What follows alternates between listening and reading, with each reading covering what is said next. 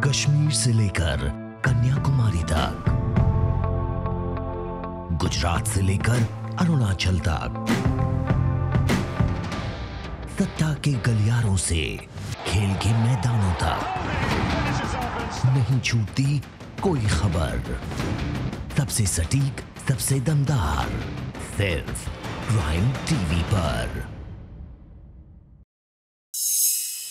नमस्कार, स्वागत है आपका। आप देख रहे हैं प्राइम टीवी। आइए नजर डालते हैं इस वक्त की कुछ खास खबरों पर। बांग्लादेश की राजधानी ढाका में भयानक आग लगने से हड़कंप मच गया। दरअसल एक अपार्टमेंट में रासायनिक गोदाम होने के कारण अचानक भीषण आग लग गई। वहीं आग इतनी तेजी से फैली कि आसपास की 4 इमारतें जलकर खाक हो गई।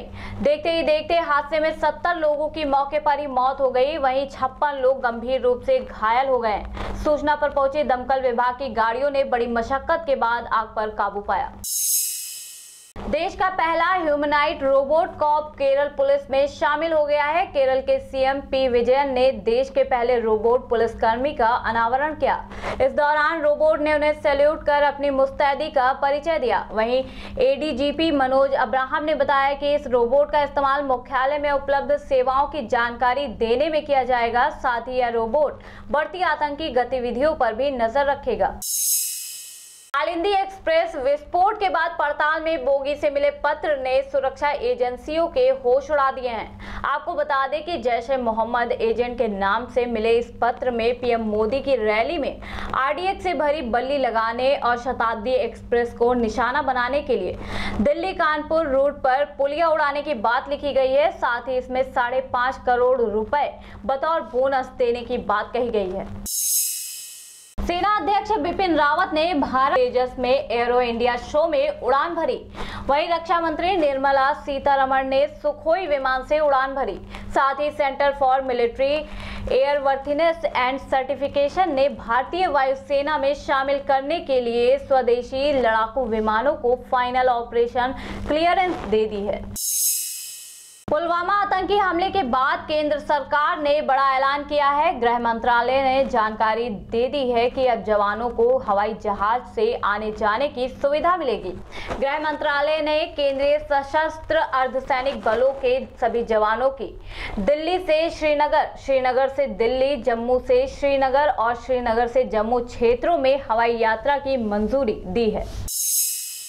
सपा बसपा गठबंधन ने अपनी सीटों के बंटवारे पर मुहर लगा दी है। गठबंधन द्वारा सूची जारी कर दी गई है जिसमें उन 37 सीटों को बताया गया है जिसमें सपा का प्रत्याशी होगा।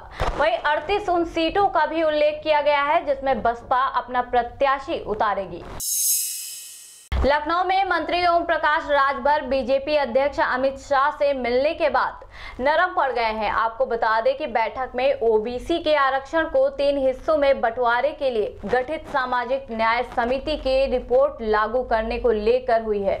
बैठक में मौजूद रहे अरुण राजभर ने बताया कि 26 फरवरी को दोनों नेता प्रधानमंत्री मोदी की मौजूदगी में फिर से बैठेंगे और उसी दिन सीटों के बंटवारे से लेकर सामाजिक न्याय समिति की रिपोर्ट पर निर्णय होगा।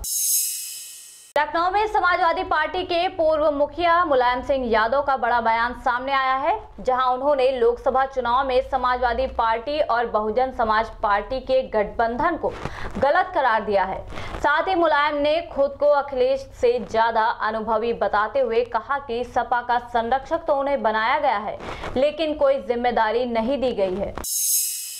कांग्रेस ने पुलवामा हमले को लेकर प्रधानमंत्री नरेंद्र मोदी पर जमकर निशाना साधा है। वहीं कांग्रेस के प्रवक्ता रणदीप सिंह सुरजेवाला का कहना है कि जब सैनिकों का काफिला निकला तब मोदी एक फिल्म की शूटिंग में व्यस्त थे। शहीदों के अपमान का जो उदाहरण मोदी ने पेश किया है ऐसा पूरी दुनिया में नहीं दिखा होगा।